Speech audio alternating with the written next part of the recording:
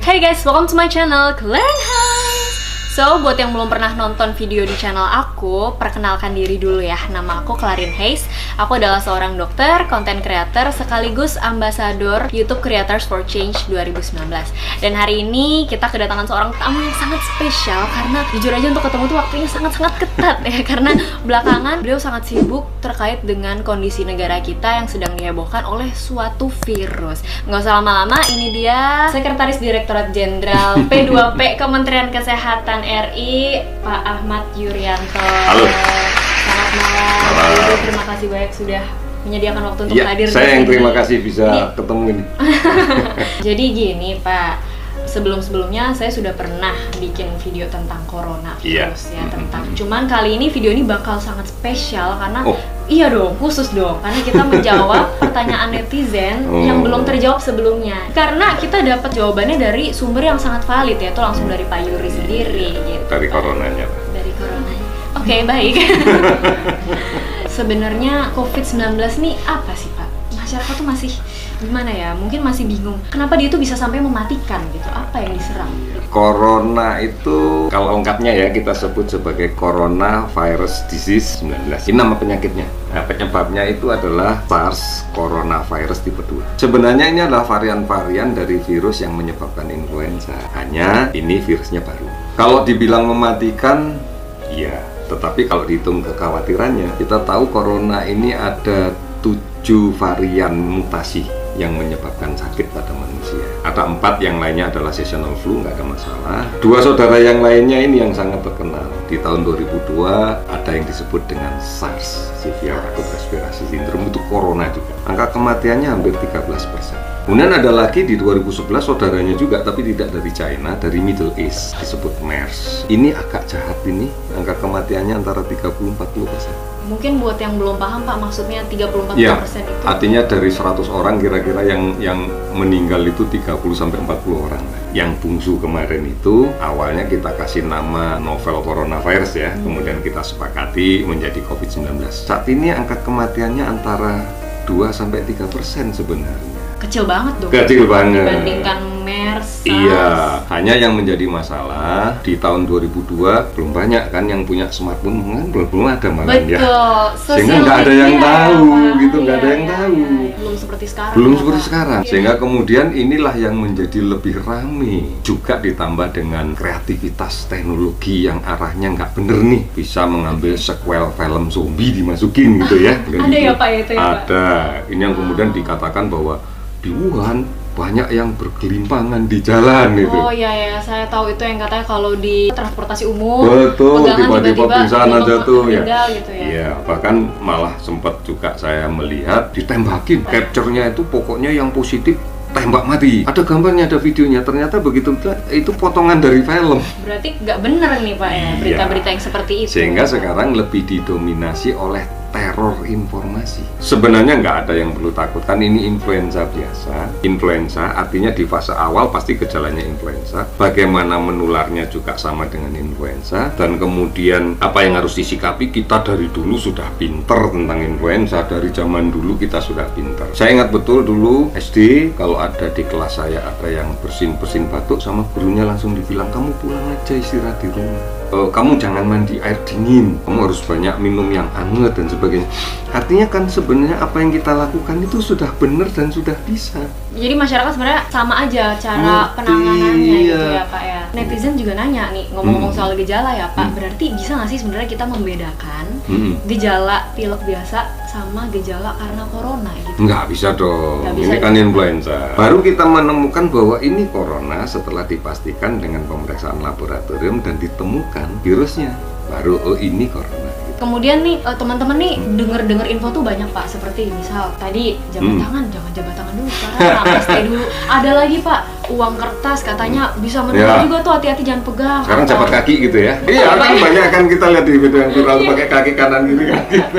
Mari dong kita lihat, ini kan virus ini menginfeksi saluran napas kan? Apa iya saluran napas itu di tangan? Hanya memang masalahnya seringkali kita mengantarkan itu menuju ke saluran napas. Kalau nggak pegang mata, pegang hidung, Pecah-pecah. pegang mulut Ini. gitu kan. Iseng-iseng bulu matanya yang kanan pindah ke kiri, yang kiri pindah ke kanan. Mungkin seperti itu. Tandanya bisa gitu. Ya. Misalnya bisa. Oleh karena itu, ya yang sakit pakai masker dong supaya nggak bagi-bagi penyakit. Kalau dia pakai masker bersin-bersin pun ketangkep di situ. Yang sehat yang nggak usah. Nah, terus teman-teman pada nanya nih Pak, oke, misal cuman orang sakit aja yang pakai, tapi ketika saya misal ke suatu area yang padat, misal di transportasi umum atau di tempat kerja, itu gimana dong? Oke, nggak apa-apa, silakan. Boleh, Tetapi Pak? kan situasi kayak begitu tidak kemudian membuat kita jadi tergopoh-gopoh cari masker toh. Apa Iya. hidupnya mau di kereta 24 jam kan nggak juga toh gitu loh. Yang rasional deh, jangan sampai kemudian kehilangan rasionalitas kita dalam menyikapi karena keberhasilan teror informasi Teror itu. informasi ini, apalagi katanya tuh Pak ada yang tisu basah digunting jadi masker, Hati-hati, gimana ini itu, Pak? kan ada cairan kimianya, iya. kan kemudian ini bisa terhirup gitu ya, satu itu. Kemudian yang kedua, ini kan basah nih, pasti debu nempel dong. Malah makin nempel ya Pak. Nah, Kuman juga ikut makin iya, nempel dong. rasional aja deh gitu loh ya. Jadi boleh kalau misal kita mau pakai masker di area yang padat, cuman nggak usah berlebihan Ya, juga betul, gitu ya Pak. betul. Ya. Terus Ini. Pak ada juga Pak yang katanya tuh dia masker udah habis, biar kita tetap bisa pakai masker, dicuci deh, dijemur, disetrika ini pakai ulang. Gimana tuh Pak? Tanggapannya saya juga Iya, awalnya ketawa begitu sih. dicuci dan sebagainya, rusak lah maskernya. Kenapa nggak sekalian bikin masker dibolongin, jadi kalau makan nggak usah dicopot gitu, nah, gitu aja. Jadi sekali pakai langsung buang gitu Iya, ya. kalau yang mau diulang-ulang ya pakai sapu tangan aja deh, boleh gitu. Oh, sapu tangan iya bisa dicuci gitu. Cuci nanti pakai lagi gitu ya. Kemudian nih Pak, COVID-19 ini kan karena virus. Ya. Kalau virus ini kan sifatnya self-limiting. Iya, Jadi betul. tubuh sendiri yang menyembuhkan Betul. kuman ini. Jadi tergantung antibodi tubuh kita. Ya. Nah, terus teman-teman juga jadi nanya nih, perlu nggak sih saya itu konsumsi suplemen, vitamin seperti itu? Iya, Betul nggak Pak? pada umumnya penyakit virus itu bisa sembuh sendiri dengan daya tahan tubuh yang baik. Nah, daya tahan tubuh yang baik itu seperti apa ya? Istirahatnya cukup, aktivitasnya cukup, kemudian asupan gizinya juga cukup, tidak berlebih. Bukan berarti, wah supaya saya nggak sakit sekarang saya makan sehari 6 kali, malah sakit itu nanti. Terus kemudian hatinya seneng. Oh, bahagia. Kalau stres, Kalau ketakutan, nggak punya masker, ketakutan kehilangan. Wah, takut semua stres, panik, daya tahan tubuhnya pasti turun. Seperti Pak Yuri nih, kalau ini stress coping mekanismenya bikin kayak gini. Ya Pak Yuri nih, teman-teman lihat nih. Ini bikinannya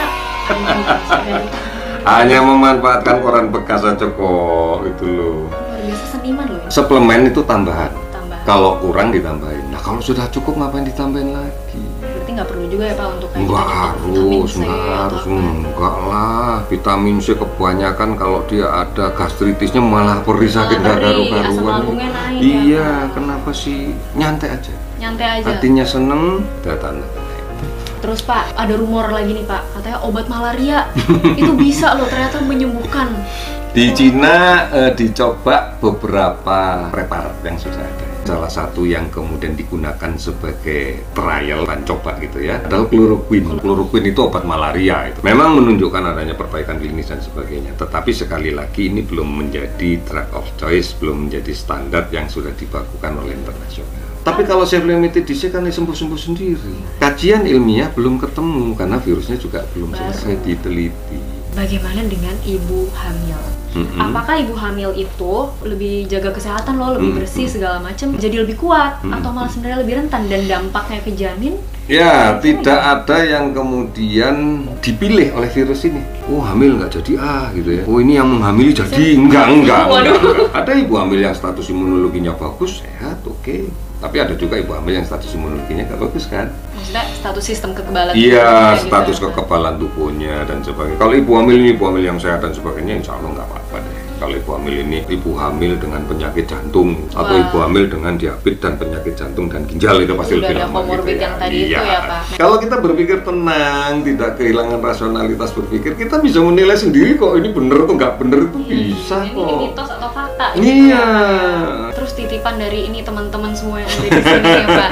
Sebenarnya kalau misal sekolah anak SD itu kan banyak anak kecil, itu perlu nyampe di liburan nggak sih Pak? Atau pekerja kantoran atau anak kuliahan itu perlu nggak Pak? Kalau saya misalnya manajer satu kantor, karyawan saya ada 50, ada satu orang yang satu betul pilek, bagi saya lebih bijak untuk mengatakan kamu nggak usah masuk kantor deh, istirahat di rumah daripada saya ngeliburin semua. Lah produktivitas kantor saya apa? Itu Jadi lebih baik yang sakit aja yang di istirahat gitu. Suruh mereka untuk self isolated. Silakan Anda mengisolasi diri Anda sendiri di rumah dengan cara apa? Pakai masker, kemudian jangan keluyuran gitu ya di sana, terus kemudian banyak istirahat. Nanti kalau makin parah ya berobatlah ke dokter. Itu sebuah pilihan yang lebih bijak daripada kantor saya tutup. Bagaimana dengan sekolah? Daripada saya liburin semua, kita nggak tahu. Saya pada waktu kecil diliburin, oh beneran nih main kesempatan keluyuran kemana-mana lebih nggak bisa dikontrol. Kenapa nggak kemudian kesempatan ini kita gunakan untuk memberikan penjelasan ke anak-anak? Jadi dikumpulin. Iya, mengapa nggak kita lakukan edukasi? Pelajaran mencuci tangan, misalnya, ayo cuci tangan. Langkah. Iya, bagaimana dan sebagainya silakan. Nah, mestinya di dalam kondisi seperti ini momen baik nih untuk berbenah semua ya. Kalau kita mengajari anak-anak sekolah untuk cuci tangan, permasalahannya ada nggak infrastruktur yang disiapkan? Ada 12 kelas, wastafelnya 1. Padahal kita ngajari dia suruh cuci tangan. Sarananya nggak ada. Nggak ada, ngantri belum sampai gilirannya kelas masuk. Dari sisi pemerintah nih Pak, kekurangan sarana prasarana kayak gini, sebenarnya ini di bawah Kementerian Kesehatan atau Pendidikan? Iya, namanya pendidikan itu urusannya tanggung jawabnya siapapun, termasuk tanggung jawabnya orang tua. Kalau orang tuanya sayang sama anaknya ya orang tua itu bikin wastafel apa sih susahnya gitu loh. Atau beli sabun bareng-bareng mungkin buat anak-anaknya, kan sabun nggak mahal-mahal juga. Iya, nggak mungkin satu sabun untuk sekali cuci tangan kan? Yang mahal mah masker ya guys. Iya. Coba kalau kita tidak kehilangan panik kita, tidak kehilangan rasa rasional kita, nggak ada yang sulit kok. Membangun kesehatan itu aspeknya 3 kalau kita lihat undang-undangnya ya. Kesehatan itu adalah hak, bahkan hak asasi. Kesehatan itu adalah kewajiban bagi pemerintah untuk memfasilitasi haknya. Memfasilitasi artinya bukan menyediakan semuanya kan, karena ada sektor non pemerintah, yang lain-lain yang bisa bersama-sama. Yang paling penting yang ketiga, kesehatan itu tanggung jawab. Tanggung jawab siapa? Yang punya hak. Ya kalau Anda punya hak, Anda tanggung jawab dong.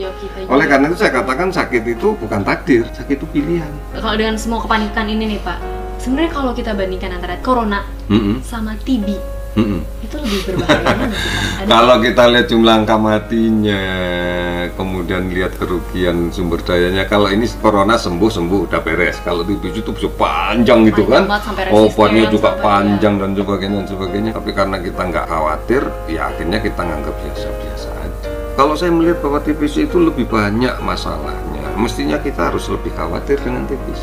Bukannya malah berlebihan sama corona. Berarti mungkin kalau ada saran untuk teman-teman kita di sini, gampang. Ada perahu besar yang sudah disiapkan oleh pemerintah, yaitu perahu yang namanya Germas. Gerakan Masyarakat Hidup Sehat. Nah ini naik itu aja. Ini kan ada posternya di mana-mana juga. Banyak. Tetapi dipahami ya, maksudnya apa? Karena naik poster juga nggak ada gunanya kan, tapi memang kalau kita akan proyeksikan ke COVID gampang sih. Di dalam Germas itu ada PHBS, pola hidup bersih sehat, cuci tangan, gizi cukup, sudah itu menjawab semua. Kalau dari Kementerian Kesehatan sendiri Pak, langkah-langkah yang udah dilakukan untuk meredam kepanikan rakyat gitu? Iya, kita memperbanyak promosi kesehatan preventif. Salah satu yang paling efektif kita lakukan adalah mengundang teman-teman semua ini. Ini paling efektif. Aku ngomong sekali kan didengerin orang banyak nantinya gitu. Ya, itu salah satu yang cara yang paling bagus. Media kita switch dari yang semula menjadi teror sekarang menjadi kawan. Siapapun bisa kok melakukan. Mengirimkan satu berita baik dan dibaca oleh orang banyak itu sebuah kebaikan. Tapi mengirimkan berita nggak benar kepada orang banyak itu dosa itu. Mendingan nge-share video ini ya Pak ya. Grup keluarga tuh biar baik, biar masyarakat tuh tenang, karena itu sekali lagi obat dari kepanikan adalah pengetahuan. Iya. Terima kasih banyak Pak Yuri. Kalau saya boleh menyimpulkan dari semua pembicaraan kita kali ini, di video kali ini, intinya adalah kita sebagai masyarakat tidak perlu panik. Lebih baik cari informasi dulu, nggak perlu menimbun-nimbun hal yang tidak perlu. Kita jaga sistem imun kita, jaga kesehatan tubuh kita sendiri, dan jangan egois. Harus berbagi, dan yang terakhir bahagia. Nah itu dia. Ya, Pak. Baik, terima kasih banyak Pak Yuri sudah menyempatkan untuk hadir di sini dan berbagi informasi buat kita semua. Sekali lagi guys, kita bisa kita berikan, kita percaya video ini bermanfaat dan membantu buat masyarakat. Pasti. Sebarkanlah. Sebarkan itu. Pak Yuri aja suruh share. Sebarkan. Sebarkan. Jangan disimpan sendiri. Nah itu guys, jadi yang di share video yang ini aja ya. Kemudian misal kalian masih ada pertanyaan atau ada ingin melaporkan sesuatu, boleh ya Pak? Boleh. Hotline. Ada hotline yang sudah kita siapkan untuk merespon apa yang terjadi di masyarakat. Kita kan punya Public Safety Center PSC 119 yang selama ini kita anggap bahwa itu adalah panggilan untuk ambulan saja. Tetapi kita manfaatkan ini juga mendapatkan informasi terkait kesehatan. Ada Halo Kemkes juga. Dan kemudian ilmu kesehatan itu bukan hanya miliknya Kementerian Kesehatan, miliknya semua orang yang tahu tentang kesehatan. Apalagi ada dokter yang bikin itu juga. Nah, jangan tanya ini ya Pak, bagaimana. seperti ini ya Pak. Jangan tanya tentang memasak pada dokter yang sedang berbicara tentang kesehatan. Luar biasa. Saya dapat promosi gratis guys dari Pak Yuri loh. Beruntung sekali saya hari ini Pak ya. Saya juga beruntung Terima kasih karena banyak. omongan saya bisa didengarkan oleh teman-teman yang lain. Amin, luar biasa. Terima kasih banyak Pak Yuri. Bukan hanya begini saja, kita harus salaman. Oh, kita harus sama. Salaman. Jangan takut. Jangan takut. Cuci tangan kalau mau makan. Oke guys, sekian dulu video kali ini. Sekali lagi terima kasih banyak untuk Pak Yuri dan Kemenkes RI Oke. untuk memfasilitasi video ini. Thank you so much for watching. See you on my next video. Bye. Jempol dua. Jempol dua.